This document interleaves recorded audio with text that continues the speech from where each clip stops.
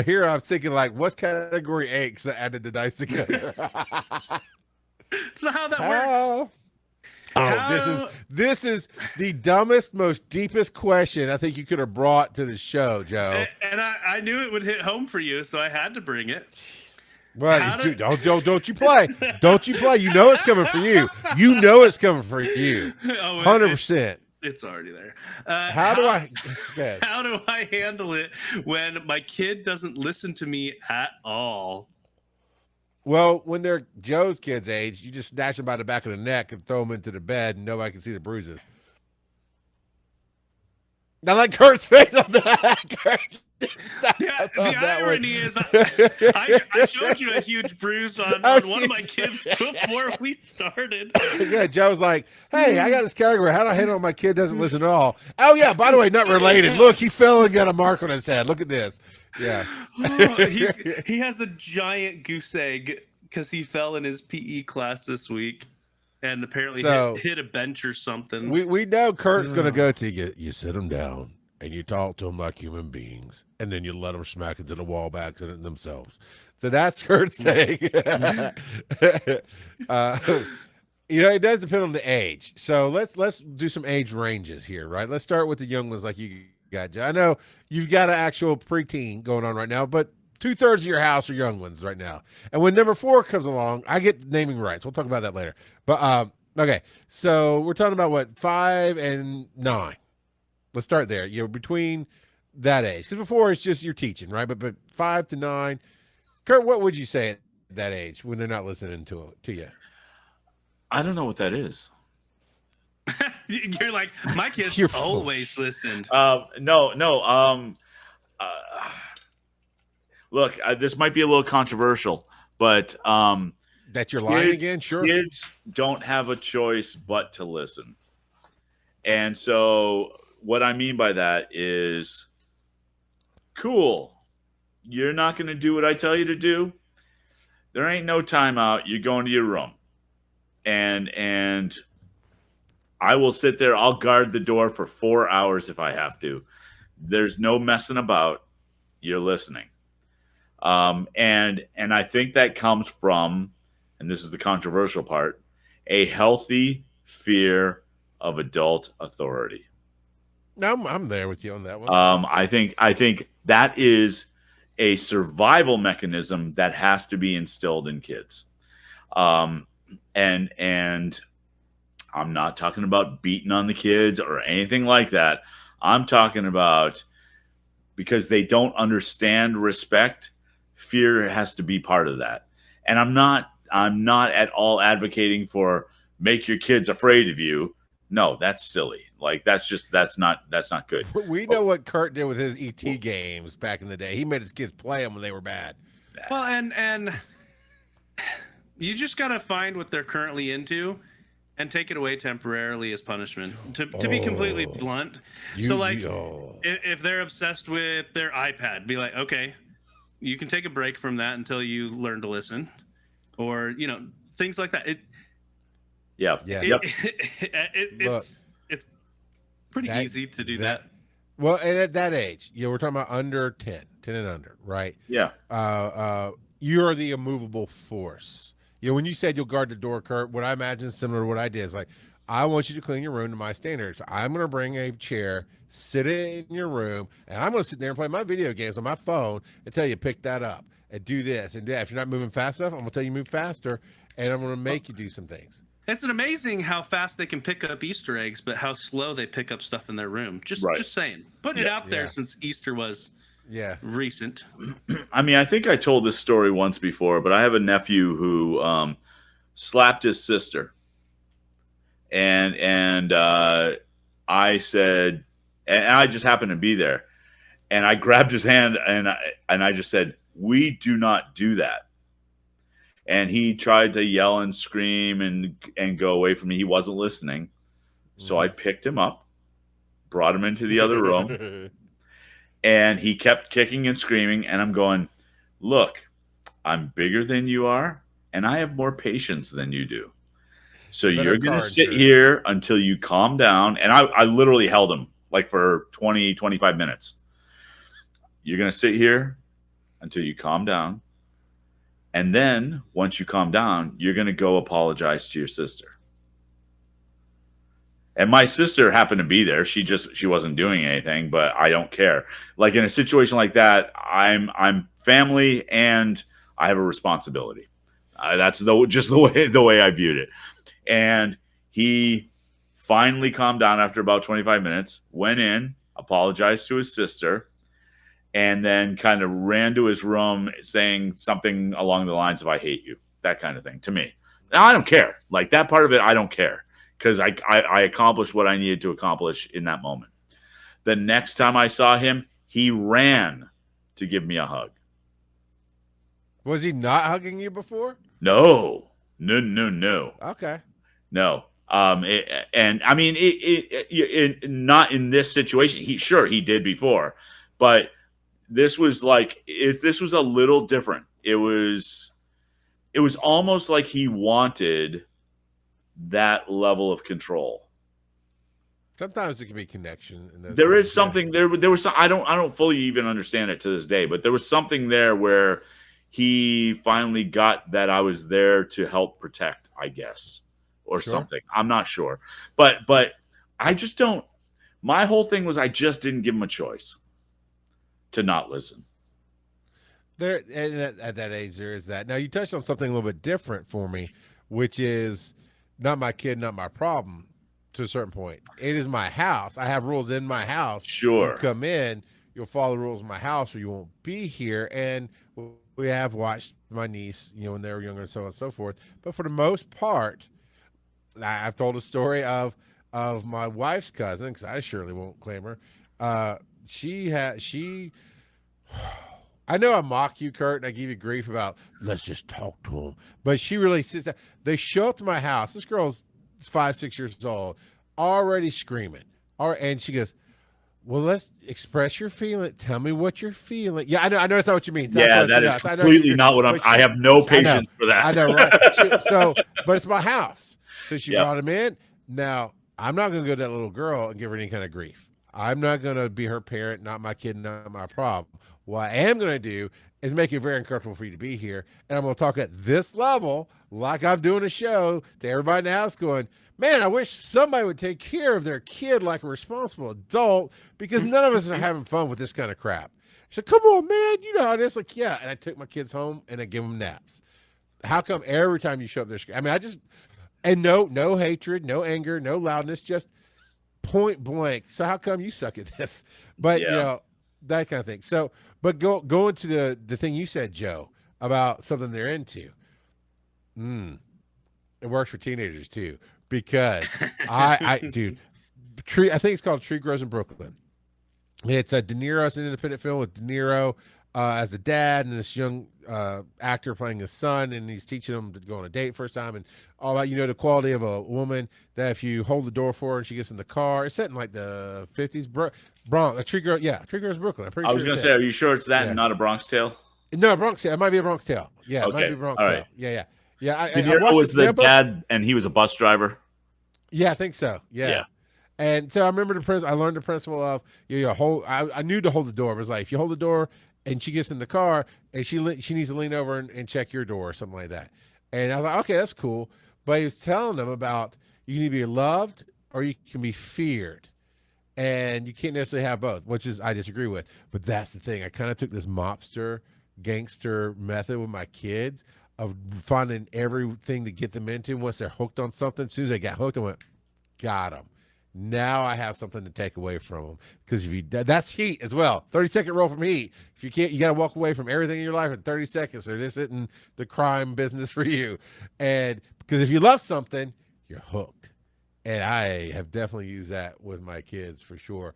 And then as they get to the older levels of young adults, I mean, even as teenagers, there's some things you just try your best and do what you can. And then there's some things you just keep coming and keep coming and keep coming. And Ryland he is 13. He'll be 14 in October. So, yeah. And so he's doing the teenager thing. And it's the same joke every time. Every time I ask him, huh? What? Huh? He does it on purpose, and I've yelled at, not about how he responds to me, but school. It's always about school. And I've pointed out his decisions, this and that. They're finally, we're coming down to the end of the school year, right? And I can see when they're projected to be done, and they're homeschooled through a system. So the system manages it all. It's all. I just oversee the system, if it were. And I'm like, dude, you've completed your classes early, except for 2. One of them will be done like next week, but the one you keep putting off, it says you're barely going to get done by the time it's like May 23rd, which is kind of like their deadline. So I told them the truth. We get to the point, we measure it by when Hugh comes. Hugh comes from Memorial Day weekend. That's usually when school lets out. It's Memorial Day weekend. It's like, okay, when Hugh gets here, if you're not done, the second he leaves, every morning yanking you out of bed at 7 a.m. and all you're doing is math boot camp.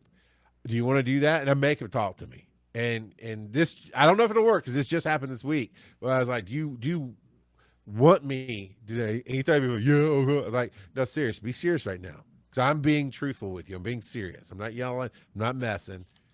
Do you really want me coming in at 7 in the morning, putting cold water on you, yanking you out of bed, being a drill sergeant, and then sitting there and making you math? And because you're making me do it, I'm going to make you do it well beyond the point I would have let you stop. Do you really want that? And he goes, no. I said, I don't care either. I don't care. Yeah, no, he's not to that point yet because he knows I'll back up what I say. And I was like, I don't want that either. I'd rather check on how you're hanging out with your game, doing this, that, and the other, what you want to do, how you want to go play in the pool, whatever you want to do. I'd rather have that. And you can have it today. All you got to do is get this class done. So that's where I'm at with the older kids. What about you guys with the older teenagers? As you're getting close, Joey. I don't. My oldest is turning 13 this year, so I have no teenagers. I said you're getting close. Kelsey, well, you said close to older teenagers. I don't even have teenagers. Kurt. Yeah. So the only thing I'll say is that how you treat them even earlier kind of will progress to a certain extent to when they're teenagers. Yeah. Like, so I think that whatever that style is, as long as you're consistent and keep moving that forward, then even when they become teenagers, whatever that really means in their stupid little forming heads, it's kind of, they're gonna kind of just be an extension of their young selves, because they're just trying to feel their way around. But you got to be consistent, I think. I mean, I think that years ago, my sister had asked me, how do you get your kids to behave? And I think I've said this before. I said, I tell them no. And I mean it. Like, when I say no, there's no, oh, well, okay. There's none of that. It knows no. And that's just, but I never yelled or screamed. Oh, I did a lot. It didn't work. No. Yeah, the reason why is because I was brought up that way, with my parents yelling and screaming. So I wasn't, which is weird. But yeah. And I presumed. Well, no, I didn't presume. I said, when I have kids, I'm not doing that. I'm Fair just enough. Not doing that. And so, look, I probably have yelled twice for both kids over both their lives. But if you're not a yeller and you do yell, that means something. Yeah. Absolutely. Yeah, we always knew my dad was super ticked off whenever he started swearing, because he didn't usually swear, but when he started swearing, we're like, uh-oh. Yeah. When my swear words gets past 5 in a row, we know it's a bad. It's like, oh, better go hide right now.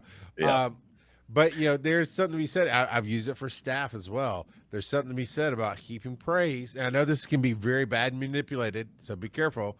But heaping praise and love and attention to them when they're not doing good, pull it away. And I use it on adults. I don't like it for my kids.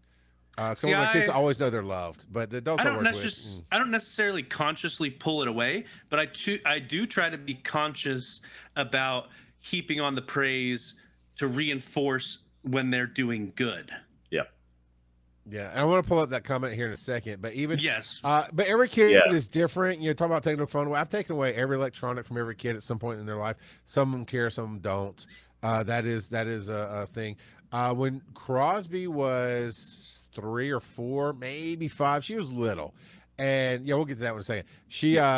She did something. She just had refused and refused and refused to apologize. She would never just say, "I'm sorry," and I made it a point with every last kid to say it's important to say you're sorry. Do you mean to hurt this person or do this thing that, well, you know, blah, blah, blah. It's important because of that guilt. We're getting past guilt. I hate guilt. We're not talking about guilt. And she just refused to say it. So I just remember at some point it was just her in Oakland, so we hadn't got to Rylan yet. So she was probably under 5 because she was 5 when Rylan was born. But at some point she did something and she just would not apologize. She wouldn't do it. She wouldn't own it. She wouldn't do anything. I said, I'm not talking to you until you apologize. I went for 2 or 3 days and didn't say anything to her. And my wife helped. She's like, he's not playing. He's not kidding. All you have to do is say you're sorry and everything's good again. Yep. And it was a hard point to make, but she got it. And it affected her life, the rest of life. So every once in a while you'll get lucky with a moment like that to where you can do it safely, calmly, and it sticks. But I would say in my experience, it's kind of rare to be able to pull that off. All right, so Tyler's here. Just to play devil's advocate, not to pull this in a different direction, it's a lot harder with a neurodivergent child. We went through actual parenting training to make sure we know how to communicate. 100% yes and 100% no at the same time because, yeah, the neurodivergent child is not the same as my daughter. Say, okay, all you got to do is say you're sorry. It might not ever click that way. But that's the 100% yes. The 100% no is that you went through parent training and communication to make sure you had to do it because you had a reason to. We could all use parent training and communication classes to make sure we connect with our kids, and most of us don't. So yeah. And then my thoughts went to Casey, guys, and being the neurodivergent parent, I'm very curious as to what Casey, how he would weigh in on this. Because I'm going to tell you, Tyler, parenting's hard. No matter what life throws at you, neurodivergent, neurotypical, whatever the scale is, it is tough. And some things can definitely be tougher than others, for sure. But just know that, don't worry about, and I'm not saying you're doing this. I just felt like giving this advice to the world. Don't compare yourself to others. Don't see other families, oh, they got it so well, always, because it's natural. It's human to go, why me? I'm not saying don't say why me, because it can get tough and you need to have the moments just to crash and build yourself back up. But don't worry about it being different. Just know that you have the kid you have. Jeff. Well, and every parent is going to parent differently. Even their own kids, they're going to parent the different kids somewhat differently because no 2 kids are the same. And so there's a big difference, especially, being a first-time parent versus a third-time parent. You've refined a lot of things along the way, but you also have to make adjustments because the personalities are very, very different. Like taking away desserts might be devastating to one kid and the other kid's just like, whatever. Right, and so you've got to, what did a random kid say? You got to target their weaknesses. Mm-hmm. Yeah, you find out pretty early that you can't treat, if you have more than one kid, you can't treat them the same, like exactly the same. It just doesn't work. I found that out the hard way, and it was like, oh crap, so I have to adjust. Okay. Yeah. Yep. Yeah. Man, we got spoiled. I do worry sometimes that I have different spells of, am I being too tough on this kid for this last little bit or things like that. So I do worry about that I'm being too tough, but then I try to think logically, okay, what has he actually done versus my reaction? And I try to reflect on what I've done. Like even tonight, for instance, my middle child, we were talking about what everyone wanted to have for dinner because we were like, we're going to do leftovers tonight. We got a bunch of leftovers in there. And my 2 younger children were both ignoring me. I'm like, what do you want for dinner? Do you want this? Do you want this? Ignore me. And so I was just like, okay, fine. I'm heating up this one, and that's what you're going to have. And Jebediah, the youngest, he was fine. He was like, okay. My middle child, though, who Charles likes to call Bob. Bob. You named him. I call him what you told me. No, that's what you called. Bob freaks out. And I'm like, yeah, I'm not dealing with that. You go to your room until you're ready to talk. And and so he goes up. And then when I finally call him, like 5 minutes later, when he's not freaking out, or at least so it seems, I'm like, all right, you can come out. Let's talk about what you're having for dinner. And he's like, I'm not eating dinner. I'm like, okay, go get ready for bed. I don't care. You don't have to eat dinner. Yeah. He did end up coming down and having dinner. But not Miles. What you say? You're done, bud. You're done. Choices and consequences. How old is he? Jeb's 5. Oh, 10. Oh, we're talking about not Jeb. Right. We're talking about Bob. So again, you do you, right? What I might have done is, cool, you're not eating. That means you'll have plenty of energy to wash the dishes. That's there. I've definitely pulled no. Once you said no, we're done. But the overall advice I can give in this category is pick your 2 to 3 super important rock hard principles that you will discipline on, that you make important. The negatives, and they have a lot of positives that you make important, but the negatives, and then everything else, just judge what you can teach them and how you can guide them, right? And because I was worried about how they acted in public. I was worried about this. I was worried about that. I was worried about so much crap as a young father that my wife helped me whittle it down because it was just overacting to too much stuff. I think one of you guys touched on that. But I got to the point of, okay, lying, that we don't tolerate in this house. No means no, period. I mean, I started as soon as they could understand. And when your sibling says no, that's it. And I made it a huge deal when they were younger.